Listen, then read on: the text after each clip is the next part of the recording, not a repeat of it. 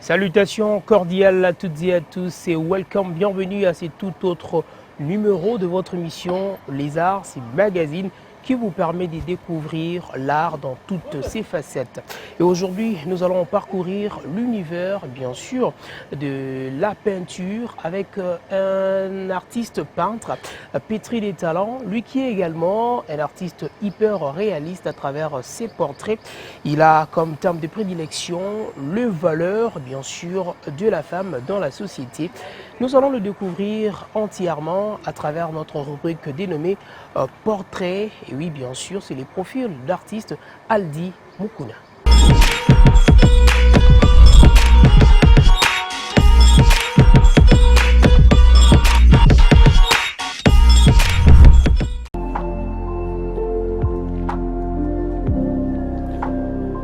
L'artiste Aldi Mukuna, né à Kinshasa, diplômé de l'Académie des Beaux-Arts, il poursuit une carrière indépendante et professionnelle dans l'atelier du clair-obscur africain depuis 2020 et dans le développement personnel. Après avoir décroché son bac en 2019, Mukuna poursuit sa formation en peinture et en philosophie artistique auprès du professeur Mukalai, professeur Emmanuel Nzongo et les maîtres Ilunga pendant quelques mois. Communément appelé Michel l'encre ou encore le Muntu, Aldi Mukuna reste unique en son genre. La thématique de ses travaux revendique le plus souvent les valeurs des femmes dans la société. Promouvoir et faire rayonner la culture congolaise au niveau international à travers ses œuvres. Il a fait ses premiers pas en participant au concours international de la lutte contre la peine de mort en 2016 et a participé à l'exposition CFAO Jeunes Talents le 4 mai 2018. En tant que portraitiste hyper réaliste, l'artiste Aldi Mukuna se démarque avec la technique qu'il a surnommée le réabstrait, qui est une nuance du monde réel et abstrait.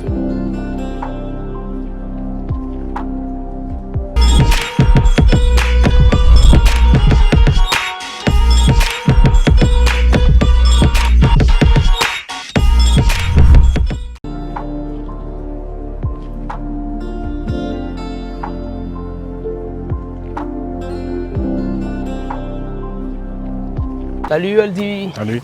Comment tu vas? Je vais bien et toi? Ouais, très doucement, bien. L'artiste portraitiste. Pourquoi on vous appelle le Muntu? Oh là là, le Muntu, ça date de très longtemps, depuis l'Institut de Beaux-Arts, où en fait, le Muntu, ça commençait comme ça, on m'appelait le Muntu. Et après, avec le temps, j'ai vraiment porté cette identité. Okay. Et je trouve que le Muntu veut simplement dire la personne en français. Okay. Donc la vraie personne, la personne réelle. Okay. Parce qu'il y a plusieurs personnes qui ont des identités abstraites. Okay. Et moi, je trouve que le Muntu signifie le vrai moi, en fait. Le vrai moi, okay. la vraie personne, la personne, en fait. Voilà. Exactement, en tant qu'un artiste peintre, aujourd'hui nous allons parler bien évidemment de la peinture dans l'univers du monde réel et les mondes abstraits, dont vous avez surnommé réabstrait. Alors je vais vous inviter justement de nous asseoir pour nous permettre exactement de bien nous entretenir. Ok, super. Super.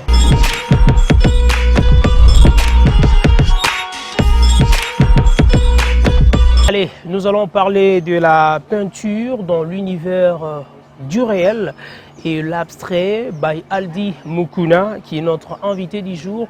À travers le style qu'il utilise, il s'agit bien sûr de réabstrait. Il va devoir justement nous expliquer en long et à large qu'est-ce que cela signifie. Aldi, vous parlez exactement de réabstrait. Réabstrait, ça veut dire quoi exactement?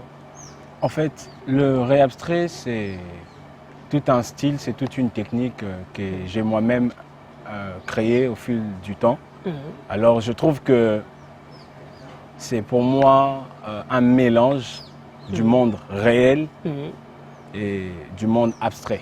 C'est un mélange du monde visible et du monde invisible. Monde imaginaire. Du monde imaginaire. Voilà. Alors, quand vous dites monde réel et monde invisible, vous voulez faire quelle différence à partir de ça? D'abord, premièrement, l'art, elle est visuelle parce que c'est d'abord à première vue qu'on peut constater ou savoir que ça, c'est telle chose et telle chose. L'art, à première vue, c'est d'abord réel. Parce que avant de voir le côté invisible ou le côté immatériel de l'art, la première vue, c'est d'abord ce que l'on voit, ce que l'on présente. C'est réel, ce n'est pas spirituel ou ce n'est pas invisible. Alors, je trouve que l'art n'est pas que visible. Parce que quand on parle d'abord de ce qui est visible, c'est ce qu'on voit, ce qui est réel. Comme moi et toi, nous sommes réels, nous ne sommes pas invisibles. Mais je trouve que l'art n'est pas que réel à vue, mais elle a aussi une partie invisible ou une partie immatérielle. La partie immatérielle là, consiste en quoi? Pour savoir que ça, c'est vraiment une partie qui est invisible. Voilà. Souvent, nous devons savoir une chose, que lorsque on ne peut pas mettre un enfant au monde, on ne peut pas concevoir un enfant ou soit enfanter un enfant lorsqu'il n'a pas de nom. Donc, je trouve que d'abord, l'art ou la peinture, l'art, lorsque vous créez une œuvre d'art, elle doit avoir un thème, elle doit avoir une description, elle doit avoir aussi une signification. Et elle doit aussi avoir un message. Et souvent, c'est le message qui est la partie invisible de l'art. C'est le thème, la signification, l'objectif de l'œuvre. Voilà, donc je trouve que la partie immatérielle ou la partie invisible, ou je dirais encore la partie abstraite de mes dessins, c'est plus centré sur la philosophie et la signification, le but, l'objectif de mes tableaux de peinture. Voilà. Alors si on comprend bien ce qui veut dire en première vue, lorsque nous voyons, on admire l'image, mais pour décoder l'image, c'est par là que ça devient côté abstrait. Ça devient côté un peu spirituel. Un peu imaginaire. Voilà. Alors votre style de prédilection, c'est plus pour revendiquer les valeurs, bien sûr. De la femme dans la société. Exactement. Mais pourquoi vous avez choisi seulement de prendre le côté où vous revendiquez la valeur de la femme? D'abord, premièrement, à vue d'œil, la femme, pour moi, je dis bien pour moi, elle représente l'image de la beauté. Et je dirais l'image de la beauté parfaite. Parce que la femme, c'est plus les femmes qu'on dessine, hein, les artistes. Vous pouvez demander à tout le monde, ils vous diront que c'est plus les femmes. Mais je trouve qu'au-delà de la beauté qu'a la femme n'est pas que l'illustration de la beauté en soi, mais la femme, elle est aussi c'est toute une image qui doit être représentée dans plusieurs formes, dans plusieurs facettes. Par exemple, aujourd'hui, dans notre société, la femme est souvent considérée comme quelqu'un qui ne peut pas faire des grands exploits, des grandes études, quelqu'un qui ne peut pas vraiment s'émanciper dans la société. Et alors, je revendique plus les valeurs de la femme parce que la femme est déconsidérée dans notre société, surtout en Afrique et je dirais mais aujourd'hui quand même on lui donne sa place. Donc la femme aujourd'hui a besoin aussi d'avoir sa place dans la société. Elle a un rôle à jouer dans la société.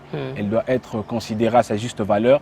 Elle doit être considérée à sa juste valeur. Voilà. Donc c'est pour cela que je revendique plus ces valeurs-là pour dire aux gens, pour illustrer sur mes tableaux que la femme n'est pas la place de la femme n'est pas que dans la cuisine. La place de la femme n'est pas que dans les ménages. La place de la femme, c'est aussi dans la société. Comme un homme peut se représenter dans la société, la femme aussi peut faire de même. Voilà un peu. Alors Aldi, lorsque vous parlez de valeurs de la femme, quelles sont maintenant de valeurs que vous mettez au projecteur lorsque vous voulez peindre un tableau qui parlera exactement de la femme? Alors il y a un adage qui dit « Celui qui éduque une femme éduque toute une nation ». Je pense que lorsque j'illustre mes tableaux du plan réel et les messages qui incarnent plus mes tableaux, c'est que la femme doit... Pardon, j'illustre l'éducation de la femme, l'éducation que la femme et l'impact qu'a la femme dans la société dans le plan de l'éducation, voilà, éducationnel. Et vous verrez que aujourd'hui les enfants peuvent suivre le droit chemin que lorsqu'ils sont bien éduqués. Les personnes qui éduquent le plus les enfants et qui restent le plus avec les enfants, ce sont les mamans, ce sont les femmes. Parce que souvent les papas, c'est ceux qui... Voilà, il va travailler, il revient le soir et ils n'ont pas vraiment beaucoup de temps avec les enfants. Mais la plupart des cas, ce sont les mamans, les femmes qui restent souvent avec les enfants, qui doivent conserver cette éducation-là. Et je parle aussi souvent de l'intelligence et la sagesse qu'a la femme dans les prises de décisions dans la vie. Voilà un peu. Donc, prise de décision dans la vie. Alors, comment vous vous inspirez pour peindre un tableau dans l'univers qui est réel? Est-ce que ce sont de réalités que vous viviez dans la société? Et lorsque vous faites maintenant des tableaux pour côté abstrait, alors comment vous vous inspirez par rapport à ces deux facettes-là? Ok. Alors, premièrement, ma source d'inspiration, je le trouve plus dans la nature, déjà. Et deuxièmement, je le trouve aussi dans notre société. Dans la nature, je vois souvent l'univers nous enseigne beaucoup de choses. Et parfois, vous pouvez voir deux abeilles, l'autre en train de prendre le sucre et donner à l'autre abeille. Et tu peux voir la fourmi. Et quand je vois par exemple les fourmis, je peux voir combien ils sont solidaires, combien ils se soutiennent les uns les autres. Il peut prendre du sucre et le ramener chez une autre fourmi et l'autre fait vice-versa. Et parfois, je trouve des inspirations par là. Et dans la société, c'est par rapport à la manière dont nous vivons, dans la vie courante, les voisins, les amis, la famille. Et tout ça là, pour moi, cette ambiance-là devient pour moi une source d'inspiration. Et voilà pourquoi, quand je dessine les femmes, je les dessine sur plusieurs angles. Voilà, donc c'est un peu ça. Alors, quelles sont les techniques que vous utilisez souvent pour passer vraiment à une image ou à un portrait qui est hyper réaliste? Premièrement, je suis plus spécialisé sur le portrait, donc je suis portraitiste. Alors, souvent mes portraits, j'utilise la technique du stylo à billes. Et puis un mélange de la peinture et du collage des pagnes. Donc j'utilise les stylos à billes, un mélange du collage de pagnes avec la peinture. Et c'est vraiment cette technique-là qui crée mon style et puis voilà. Donc on peut dire que c'est votre technique personnelle que vous utilisez souvent. Exactement. Ou si on veut identifier les œuvres, bien sûr, des messieurs Aldi, c'est à travers le stylo à billes et puis les pannes que vous avez dit. Et un mélange de la peinture. Exactement. Alors tout à l'heure, nous allons laisser l'artiste, bien sûr, de nous expliquer une œuvre que nous sommes en train de voir d'ailleurs, qu'il décode, comme lui-même il a dit, à travers ces tableaux. Il est en train de peindre, c'est d'une manière réelle, ce que nous voyons, mais le message qui est dedans, c'est plus le côté abstrait. Alors, on va découvrir cet univers artistique de l'artiste tout de suite.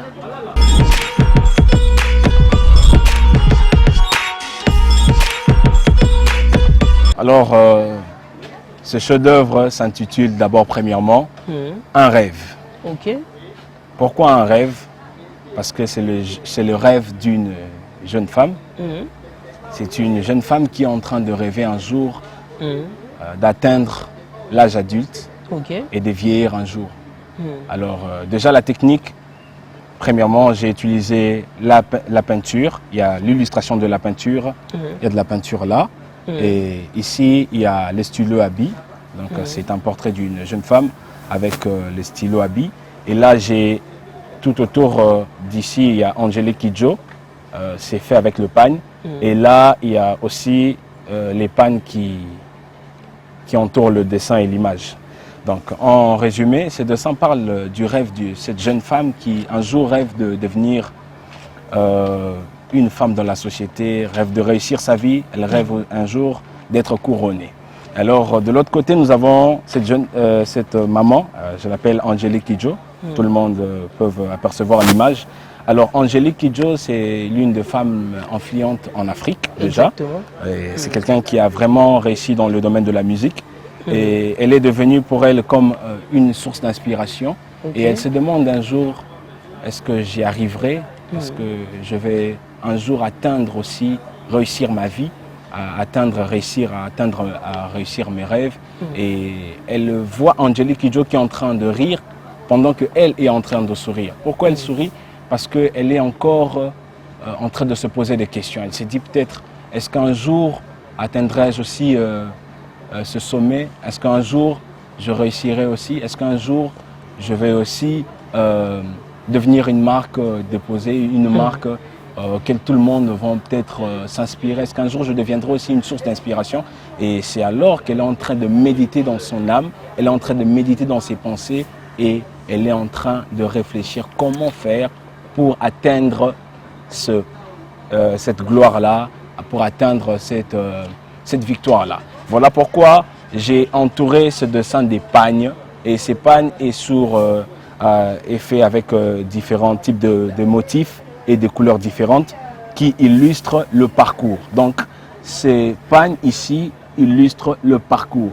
Et c'est ce parcours-là qui a fait en sorte que cette dame-là soit couronnée. Donc le pagne est le symbole du couronnement. Elle n'a pas de pagne sur sa tête parce qu'elle n'est pas encore couronnée. Pour elle, le couronnement, c'est le résumé de ce parcours. C'est le résumé de ce chemin où elle va rencontrer des moments sombres. Elle va rencontrer des moments difficiles. Il y aura aussi des moments qui vont lui sourire, par exemple les dates de son anniversaire, par exemple, elle aura des moments de joie, mais très peu parce que le parcours, le chemin est long et le parcours est parsemé des épines et beaucoup de diverses réalités. Alors, elle est en train de se poser des questions. Est-ce qu'un jour, je vais finir ces parcours pour être un jour couronné? Voilà pourquoi elle ne peut pas rire, mais elle sourit. Parce que derrière ce sourire-là se cachent plusieurs questions. Il y a aussi l'inquiétude. Elle s'est dit, est-ce qu'un jour, je vais atteindre aussi le niveau de Angélique Kidjo? Est-ce qu'un jour, je serai aussi un modèle? Parce que plusieurs, durant ce parcours, ne sont pas arrivés dans ce stade-là. Plusieurs ont perdu la vie, plusieurs n'ont pas réussi, plusieurs se sont arrêtés à mi-chemin. Alors elle est en train de se demander tout ça et elle croit qu'un jour, qu'elle deviendra comme son modèle Angélique Kidjo. Voilà.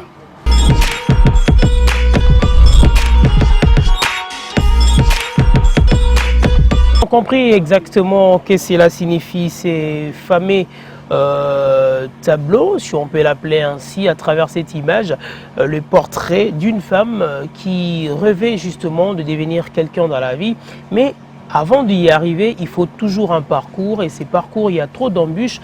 Alors il faut tenir, il faut être très forte pour y arriver. Et lorsqu'on arrive, on va faire quoi? On va sourire et c'est important. Alors on nous revient Aldi à travers ces images. Mais bon, trop souvent, quand on voit les images des femmes, on voit que les femmes sont tellement battantes et elles se donnent corps et âme et esprit exactement pour réussir leurs objectifs. Mais à part les femmes, on voit aussi que vous faites pour les hommes. Alors pour les hommes aussi, vous êtes toujours dans le réel et dans l'abstrait? Oui, mais pour les hommes, je suis plus dans le réel. Voilà. Ok. Dans le réel. Voilà. Dans le réel, là, on reste dans les portraits. Je reste juste dans les portraits pour les hommes. Voilà. Mais on aimerait aussi savoir la différence qui existe entre les peintres qui sont des peintres de bâtiments et vous qui tenez les pinceaux, les crayons pour dessiner, parce que par moment ça porte confusion. Oui, bon, en fait ça dépend juste des personnes. Voilà, il faut s'y connaître aussi dans le domaine parce que aujourd'hui lorsqu'on parle des peintres, c'est seulement ceux qui mettent les peintures dans les murs et souvent certaines croient que c'est une manière de rabaisser les autres et d'élever les autres. Non, tous nous sommes des peintres. Certes qu'il y a une certaine différence. Il y a ce qu'on appelle la peinture de bâtiment. Là, ce sont ceux qui mettent la peinture dans les bâtiments et dans plusieurs surfaces. Et il y a aussi nous qui sommes des peintres de chevalet. C'est-à-dire, nous sommes souvent basés sur une toile, un châssis, sur un chevalet et on dessine des visages des gens, on dessine des paysages, les animaux, la nature. Et ça, c'est notre spécialité. Nous sommes plus basés sur l'illustration des images au travers la peinture, l'acrylique, la pastel, etc. etc. Voilà. Voilà. Alors là, c'est des différentes techniques aussi hein, que vous utilisez dans vos peintures. Voilà. Alors on connaît les techniques des sablages, d'autres techniques. Voilà, il y a le sablage, il y a la technique aussi, il y a la pastel, il y a l'acrylique, il y a voilà, les mailles. C'est que vous utilisez souvent dans vos Voilà, portraits. moi, la plupart des cas, j'utilise les mailles et l'acrylique. Okay. Voilà. C'est quoi la différence qui existe entre le maille et l'acrylique? Voilà, les mailles, c'est la peinture en huile. Okay. Et l'acrylique, c'est la peinture à eau. Okay. Donc, c'est juste des petites différences, mais après, le résultat est presque le même. Hein. Voilà, le résultat est presque le même, sauf qu'il y a des petites différences dans les tons. On peut voir qu'avec les mailles, il y a plus de brillance qu'avec la peinture en eau. Voilà. Donc les mailles, c'est la peinture en huile et l'acrylique, c'est la peinture à eau. Donc la différence se situe par rapport à un peu la brillance, mais ça reste le même, en tout cas, dans les résultats. Voilà. Ok, ça reste le même dans le résultat. Voilà. Mais souvent, lorsque vous êtes en train de vous concentrer pour réaliser justement un portrait, en termes du temps, ça vous prend exactement 2 jours ou ça vous prend toute une semaine ou tout un mois? Comment vous faites? Bon, comme on dit toujours, l'œuvre d'art n'a pas de temps parce que ça peut vous prendre toute votre vie, ça peut vous prendre aussi 2 ans, ça peut prendre une année, un mois, ça dépend. Certes qu'il y a aussi certains dessins qui ne prennent pas assez de temps, mais dans la majeure partie des cas, les dessins prennent suffisamment du temps pour être bien fait. Pour votre cas? Voilà. Pour mon cas, bon, j'ai développé quand même une certaine rapidité aussi hein, par rapport au portrait. Avant, j'avais un peu des lacunes à l'humanité, mais aujourd'hui, je peux vous dire qu'il y a des portraits que j'ai fait, surtout avec le format A3, je peux le faire en 3 jours. En 3 jours ou même parfois en 2 jours et demi. Voilà. Il y a certains artistes qui n'arrivent pas à avoir cette performance-là. Et souvent, quand ils essaient de faire ça, après, il y a des petits problèmes avec l'anatomie, il y a des petits problèmes avec les formes et puis les ombres ne sont pas vraiment efficaces. Voilà, ça dépend de la rapidité de l'artiste, ça dépend des artistes. Donc, au préalable, quelles sont les choses qu'un artiste portraitiste peut connaître déjà en avance? Ce sont des basiques exactement, et pour dire que telle personne, je vis les portraits, c'est quand même quelqu'un qui s'y connaît. Quelles sont les choses qu'on doit identifier facilement?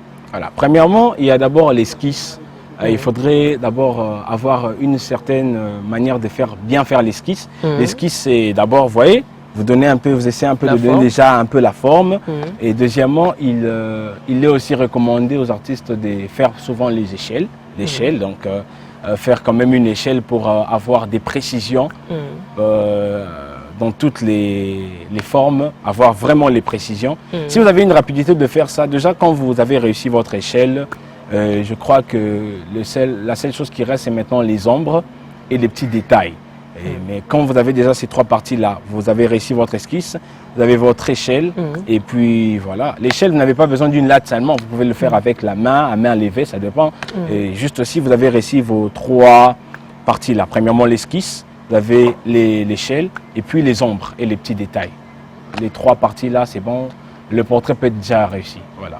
Voilà. Les portraits peuvent être déjà réussis, mais bon, avant de vous permettre exactement de nous faire visiter votre monde artistique, à travers ce que vous allez faire des esquisses, on aimerait aussi savoir quelles sont les différentes difficultés que vous rencontrez exactement par rapport à votre domaine. Premièrement, les difficultés que l'on rencontre souvent dans notre domaine, c'est aussi par rapport aux matériaux un peu sophistiqués qui facilitent des illustrations, voilà, qui facilitent les artistes à illustrer des histoires comme de l'eau, voilà, de l'huile facilement. Et ce sont souvent ces difficultés qu'on rencontre par rapport au matériel. Voilà. Allez, donc c'était l'artiste Aldi Mukuna que nous allons justement lui permettre d'esquisser exactement quelque chose par rapport à ce qu'on a appelé portrait, parce que c'est un portraitiste et exactement il est fait d'une manière hyper réaliste. Nous vous permettons exactement de vivre ces moments. On plonge un peu dans ça, c'est tout de suite.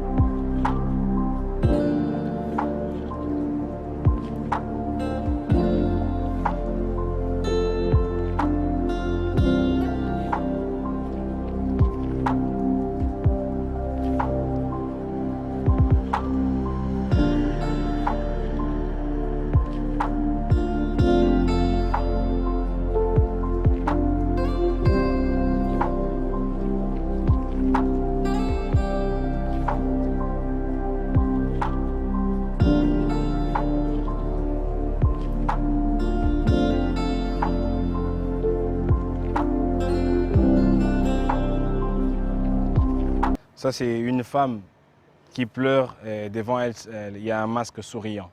Donc, c'est une femme qui pleure, mais devant elle, il y a un masque souriant. C'est un rapport avec ce que je venais de dire ici déjà, que cette femme, elle met un masque et les gens le voient avec devant elle. Donc, il sait que les gens voient, c'est le masque, mais ce qui est à l'intérieur d'elle, elle est en train de pleurer. C'est-à-dire qu'elle ne se sent pas vraiment heureuse dans la société à laquelle elle vit. Elle ne se sent pas vraiment considérée. Elle ne voit pas vraiment sa place pendant qu'elle a une place dans cette société-là de nos jours. Et voilà pourquoi elle préfère mettre ce masque comme si elle était en train de sourire, comme si elle était heureuse. Or, en réalité, à l'intérieur d'elle, c'est des pleurs, c'est des soucis, elle est en train de souffrir. Voilà. Donc, voilà. Nous sommes arrivés pratiquement à la fin, comme on l'a dit tantôt. L'artiste Aldi, un petit message pour toutes ces personnes qui ont peur, bien sûr, d'affronter ces beaux métiers ou carrément pour ceux-là qui sont déjà dans le métier, mais bon, qui ne savent comment se démarquer. Et après, vous allez nous passer vos coordonnées. Ok. Déjà, pour ceux qui veulent embrasser ce métier et pour ceux qui sont déjà dans ce métier, vraiment, la seule chose que j'aimerais donner comme un mot d'encouragement, c'est d'avoir du courage et la détermination. Okay. Parce qu'il nous faut du courage pour réussir, il nous faut du courage pour atteindre nos objectifs. On aura besoin du courage et j'ai dit à toutes les personnes qui ont besoin de me contacter. Sur les réseaux sociaux, j'ai mon compte Facebook, Aldi Mukuna, et il y a aussi ma page Instagram de Aldi Mukuna toujours. Okay. Et sur TikTok, c'est Afrotal. Donc Afrotal, Afrotal c'est vraiment la page auquel je suis vraiment plus actif. Oui. Donc sur WhatsApp, il y a mon numéro plus 243 90 441 02 92. Donc toutes les personnes qui veulent nous contacter, les coordonnées sont là. N'hésitez pas en tout cas. Merci beaucoup. Voilà, alors nous allons finir, mais on va prendre la toute dernière rubrique. Il s'agit bien sûr du mot du jour. Comme nous parlons de la peinture, nous allons vous faire découvrir le crayon blanc. C'est quoi son rôle, bien sûr, dans ces domaines de peinture? Tout de suite, on découvre ensemble qu'est-ce que cela signifie, crayon blanc.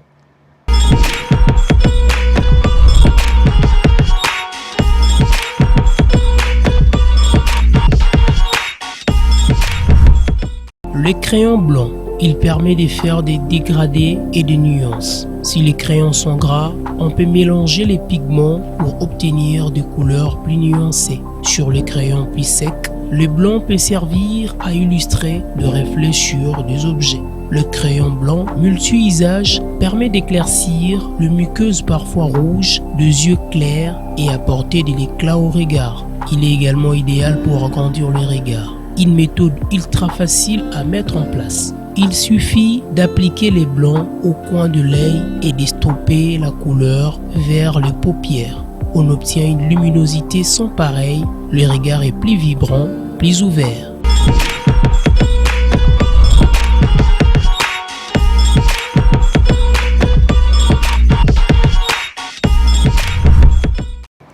Voilà, ça n'est fini pour aujourd'hui. Nous vous rappelons que nous étions avec l'artiste Aldi Mukuna. Avec lui, nous avions parlé de la peinture dans l'univers du réel et de l'abstrait. Et à travers justement son style de prédilection réabstrait, où il nous a très bien expliqué qu'il s'agit du côté réel, qui veut dire de réalité que nous vivions dans la société concernant les femmes et les messages qui est codé. C'est à ces moments qu'on parle de l'abstrait. Merci à la grande équipe qui était avec moi, Donatien Lutundula. Merci à Eli Mogijo pour le montage. Merci également à notre ami Alphonse qui était des nôtres. Et un grand merci à Madame Rita Bitota et à Monsieur le directeur Papi Baboui pour la confiance et l'assistance. Et on s'est dit quoi? À très bientôt. Bye bye.